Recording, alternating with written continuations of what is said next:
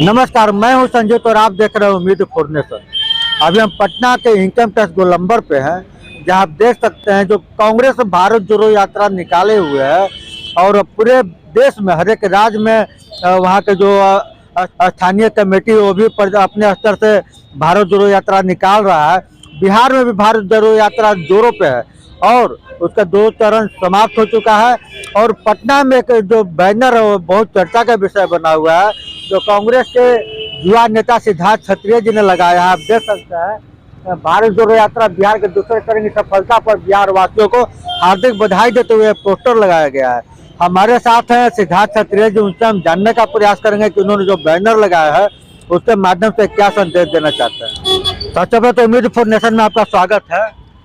आपका भी बहुत बहुत धन्यवाद, बहुत बहुत स्वागत।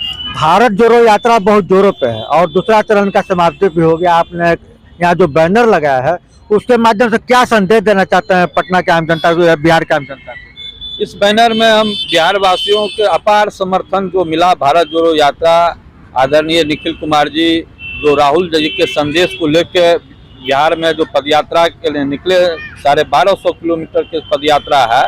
इसका पहला चरण जो है मंदार पर्वत बांका से शुरू होके हम लोग भागलपुर के सीमा के बाद खगड़िया में खत्म किए थे पहला चरण। दूसरा चरण जो है खगड़िया में महेशकूट से शुरू किए थे और हम लोग खगड़िया बेगूसराय होते हुए, समस्तीपुर होते हुए, दरभंगा होते हुए, मधुबनी होके और सीतामढ़ी के सीमा पे दूसरा चरण के खत्म हुआ। इस दूसरा चरण के अति में अपार जन समर्थन जो है कांग्रेस पार्टी को, राहुल जी के देखने के लिए भी झलक था, ललक था, लोगों में भारी उत्साह था। और आदरणीय जो नए प्रदेश कांग्रेस अध्यक्ष जो हम लोग को मिले हैं, जो सांसद भी हैं तो अखिलेश प्रसाद सिंह, इनका भी लोगों में काफी एक पकड़ है। लोग में काफी ये सराहना हो रहा है जो कांग्रेस पार्टी रोड पे उतर के विपक्ष के बहुत अच्छा रोल कर रहा है। और अब आम जनता जो है इसमें बुलाना नहीं पड़ रहा है, हम लोग को कहना नहीं पड़ रहा है, खुद ब खुद इस यात्रा में लोग जुड़ रहे हैं। इसीलिए इस पोस्टर के माध्यम से हम बधाई दिए हैं। और निखिल बाबू जो 24 प्रदेश के वरिष्ठ लोगों के जो राजनीतिक सलाहकार कमेटी बना है उसके अध्यक्ष बनाए गए हैं निखिल बाबू, उसमें आदरणीय अखिलेश प्रसाद सिंह जी भी मेंबर हैं, तो उनको भी बड़ा महत्व दिया गया है, इसलिए हम लोग इसमें दिए हैं। ऊपर में आप देखे होंगे श्री कृष्ण अनुग्रह बाबू जोड़ी पार्ट 2, माने ये जोड़ी जो बिहार के जो सबसे ज्यादा फैक्ट्री लगा, सबसे ज्यादा बिहार जो जिस समय बना तो श्री बाबू अनुग्रह बाबू के जोड़ी ने किया था। और वही जोड़ी आज श्री बाबू के जयंती प्रत्येक साल हमारे अध्यक्ष अखिलेश प्रसाद सिंह मनाते रहे, तो वही अध्यक्ष बने हैं, सांसद भी हैं, मजबूत लोग हैं, केंद्र में मंत्री रहे हैं, बिहार में है, काफी तजुर्बा अनुभव रहा है इनको। तो ऐसे लोग को अध्यक्ष बनने से हम लोगों में वही जोड़ी, निखिल बाबू उन्हीं के पौत्र हुए, अनुग्रह बाबू के, और इनके पिताजी भी मुख्यमंत्री थे, अपने भी गवर्नर थे, सांसद थे। तो इतने अनुभवी लोग को निखिल बाबू के नेतृत्व में जो कमेटी बना है 24 लोगों के, उसमें वो अध्यक्ष बने हैं राजनीतिक मामले में। तो ये आला कमान को हम लोग धन्यवाद देते हैं, इनको बधाई देते हैं। और निखिल और अखिलेश प्रसाद सिंह जी, ये दोनों आदमी के जोड़ी जो है बिहार में एक क्रांति लाने वाली है। और इसी क्रांति का रूप में आप देख रहे होंगे जो मुस्लिम समाज के नेता और लोग, ओवैसी जो ये अमित शाह जी जो नचा रहे हैं इसमें डमरू बजा के, तो ओवैसी भी हक्का बक्का है और सारे समाज के लोग कांग्रेस की तरफ देख रहे हैं। इसीलिए वह जो जिसमें हमारे आरजेडी के मंत्री भी जो नीतीश कुमार जी के मंत्री 10% वाले घंटी बजाते थे, अंग्रेजों के दलाली कर बने जमींदार, अंग्रेजों के दलाली करके जमींदार नहीं, अंग्रेजों के दलाली करके भाजपा के जनसंघ के लोग जेल से छूटे थे। 10% वाले नहीं, 10% वाले में कांग्रेस से ही निकले हुए बीपी सिंह हैं, वह दिए मैंने छोटे पिछड़े समाज को अधिकार। अर्जुन सिंह उच्च शिक्षा में दिए अधिकार जो कांग्रेस के थे। तो ये लोग केवल रोटी सेकना जानते हैं। आप देखिए कांग्रेस अगर दरोगा प्रसाद जी को मुख्यमंत्री बनाए तो भोला पासवान शास्त्री जी को भी मुख्यमंत्री बनाए। आपको सतीश प्रसाद जी का भी इसमें फोटो है, जो आज कुशवाहा जी नाराज चल रहे हैं, जो चल रहे हैं। मुख्यमंत्री, पहला मुख्यमंत्री कुशवाहा भी कांग्रेस ने दिया, यादव के भी मुख्यमंत्री कांग्रेस ने पहले दिया, भोला पासवान शास्त्री जी के मुख्यमंत्री कांग्रेस ने पहले दिया। तो सभी जाति धर्म के लोग को लेकर कांग्रेस विकास के बात करते हैं। और इस तरह हमारे इस भारत जोड़ो में नारा ही है, धर्म जाति का बंधन छोड़ो, भारत जोड़ो, भारत जोड़ो। तो ये धर्म जाति के राजनीति नहीं चलेगा। इस तरह के जहर बो के गठबंधन सही ढंग से नहीं हो सकता है। ऊपर के लेवल के ये मामला है, लेकिन हम जैसे कार्यकर्ता को काफी पीड़ा होता है जो इस तरह के स्टेटमेंट से ध्रुवीकरण के राजनीति करने के बात की जा रही है। जबकि तेजस्वी प्रसाद जी भी नौकरी के बात किए हैं और नौकरी के दे रहे हैं, अच्छा काम वो कर रहे हैं। उनके मंत्री अगर इस तरह के बात बोल के समाज में जहर बोलने के बात होगी तो ये 10% वाले के साथ मुस्लिम समाज भी है। और हमारे गठबंधन के लोग को याद रखना होगा, 2010 में हमसे गठबंधन कांग्रेस से टूटने के कारण 22 सीट पे आ गए थे। तो इसीलिए हम लोग मिल के रहे। गोपालगंज के सीट जिस तरह से लिया गया, जिस तरह से आरजेडी से भी आपको मुजफ्फरपुर वाला सीट जो कुटनी वाला छीना गया, तो उसका रिजल्ट क्या आया। तो इसीलिए जिस पार्टी के जो सीट है, जो हक बनता है वो रहे।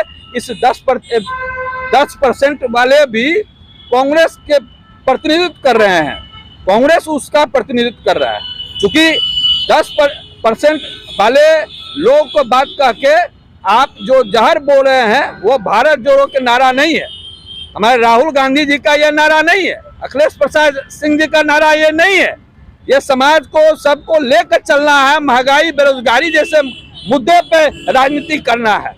बीजेपी के अगर पक्षों पर ही अगर लोग राजनीति करेंगे, ये आरजेडी जब से बीजेपी के साथ थे उस समय जो है इस तरह के मामला जो है जहर बोने वाला सीखे। आरजेडी जब से कांग्रेस के साथ आए, लालू जी रेल मंत्री यूपीए 1 में बने, तो लालू जी सबसे ज्यादा रेलवे में काम किए। सबसे अच्छा काम रेलवे में अगर आज तक कोई रेल मंत्री किया तो लालू प्रसाद जी किए। और बीजेपी के लोग भूरा बाल साफ करो, लालू जी ये कभी नहीं बोले थे। वो एक गरीब को बाल धोने के क्रम में बोले थे जो अरे इसका बाल भूरा हो गया, शैम्पू से साफ करो। तो भाजपा के लोग ये फैला के और लालू जी को भी बदनाम किए। नीतीश कुमार जी शराबबंदी ला के प्रदेश में शांति लाए हैं, और नीतीश कुमार जी जो विकास के काम कर रहे हैं, सभी जाति धर्म को लेकर जोड़ रहे हैं, तो ये बीजेपी के लोगों को पेट में दर्द हो रहा है। बीजेपी के लोगों के पेट में दर्द हो रहा है और बयान दे रहे हैं। कांग्रेस और जदयू के जो नेता हैं, कभी रामचरित्र मानस पे सवाल उठा देते हैं, कभी 10% जो स्वर्ण है उस पर सवाल उठा देते हैं। इस पर आपका कांग्रेस से क्या राय है? कांग्रेस सभी धर्म जाति के पार्टी है और उसको प्रतिनिधित्व करते हैं। इस तरह के बयान के पूरी तरह से कांग्रेस पार्टी खंडन करता है, और कांग्रेस पार्टी कभी भी जात धर्म के राजनीति में विश्वास नहीं रखती। अभी तक दोनों मंत्रियों के खिलाफ कोई कार्रवाई नहीं हुआ है, इस पे क्या कहेंगे? लोगों में गुस्सा है इस बात को लेकर? नहीं, हमारे अध्यक्ष इस बात को अवगत मुख्यमंत्री महोदय से कराए हैं अपनी नाराजगी को, और चूंकि उस समाज के प्रतिनिधित्व कर रहे हैं तो निश्चित रूप से उनका भी मान सम्मान के ख्याल रखना। और कहे जो पिछड़ा समाज के मुख्यमंत्री हमने बनाए, आप देख रहे हैं चिराग जी को। चिराग तो कोई लोजपा के अध्यक्ष नहीं है, चिराग जी जो है संपत्ति बचाओ पार्टी के वो अध्यक्ष हैं। रामविलास जी के बाद जो वो संपत्ति को इनको बचाना है तो ईडी सीबीआई के डर से ये भाजपा के पास है। और पासवान जाति के मुख्यमंत्री भोला पासवान शास्त्री कांग्रेस पार्टी दी है।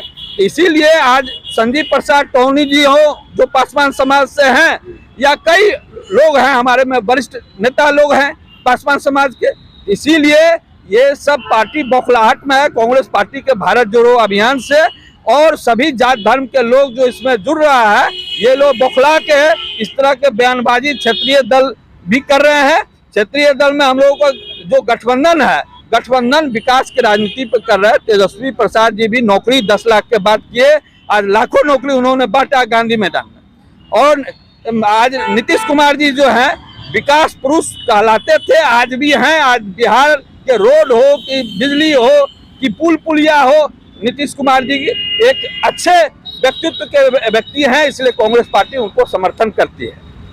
अच्छा, 90 के बाद जो कांग्रेस लगातार कमजोर होते चला गया बिहार में खास करके, क्या आपको लगता है कि अखिलेश प्रसाद सिंह के कांग्रेस का प्रदेश अध्यक्ष बनना और उसके बाद भारत जोड़ो यात्रा के बाद क्या कांग्रेस को एक बार पूरा बिहार के राजनीति के मेन स्ट्रीम में आएगा?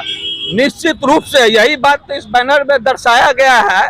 जो इस यात्रा में हर जात धर्म के लोग जुड़ रहे हैं और जो समीकरण आप देख रहे हैं निखिल बाबू और अखिलेश प्रसाद सिंह जी का, ये समीकरण पुराने समय को याद दिला रहा है। हर जिला में चीनी मिल था, जूट मिल था, कमल फैक्ट्री था, हर जिला में वो फैक्ट्री बंद हो गया। अच्छा, विकास किया। इसी पे एक सवाल, आखिर जो फैक्ट्रियां बंद हुई उसका सबसे बड़ा जिम्मेवार कौन? सबसे बड़ा जिम्मेवार तो उसके बाद जो पार्टी आने लगी कांग्रेस के बाद, जिस तरह से मैंने आप देखे होंगे मिली जुली सरकार आने लगा, चाहे इंद्र कुमार गुजराल हो। बिहार में तो गैर कांग्रेस जब आए उसके बाद जिस तरह से धर्म जाति के बोलबाला ये बीजेपी के वजह से हुआ था, बीजेपी के समर्थन से ही जनता दल राष्ट्रीय, जिसमें लालू प्रसाद जी भी थे, सरकार बीपी सिंह जी का था। और बीपी सिंह जिस समय ये उन्माद जातीय फैला था, इस समय उस उन्माद में बीजेपी साथ देते रहे और जैसे ही उनके मैंने गिरफ्तारी आडवाणी जी के लालू जी किए तब जाकर समर्थन वापस लिया गया जो सरकार गिरे। तो उसके बाद बीपी सिंह जैसे पिछड़े समाज को किए, वैसे श्री बाबू भी मंदिर में दलितों का प्रवेश श्री बाबू ने कराए थे। अनुग्रह बाबू जो है समाज को जोड़ने के काम किए। तो इस तरह से हमारे जो पार्टी में कई ऐसे लोग हैं, अर्जुन सिंह जी जो स्वर्गीय अर्जुन सिंह जी जो मानव संसाधन विकास मंत्री थे, मध्य प्रदेश के मुख्यमंत्री थे, उन्होंने भी उच्च शिक्षा में भी आरक्षण देके इस समाज को आगे लाए, उनको मुख्य धारा से जोड़े। इसीलिए ये जो पार्टी जात धर्म पे बोल रहे हैं, ये सिर्फ वोट इस जात समाज के लेकर ठगते हैं, धोखा देते हैं। जबकि इस पार्टी इस समाज के लोगों को मुख्यमंत्री बनाना हो या मैंने सम्मान देना हो, या ये कांग्रेस पार्टी ही की है। अच्छा, जब तक कांग्रेस का राज रहा तब तक बिहार एक विकसित राज्य बना रहा। 90 के दशक में जो जातीय राजनीति शुरू, उसका बिहार लगातार पिछड़ता चला गया। इसके लिए सबसे बड़ा दोषी किसको मांगते हैं, राजद या बीजेपी? देखिए, पिछड़ा नहीं, हर समय कुछ न कुछ प्रगति होते ही रहा। कुछ कम हुआ, कुछ ज्यादा हुआ, ये बात सही है। श्री बाबू, अनुग्रह बाबू जो फैक्ट्री लगाए, अगर उस समय चालू रखा जाता, हर जगह जूट मिल, चीनी मिल, कमल फैक्ट्री, कई तरह का फैक्ट्री हर जिला में लगाया गया था, तो निश्चित रूप से विकास और होते रहता।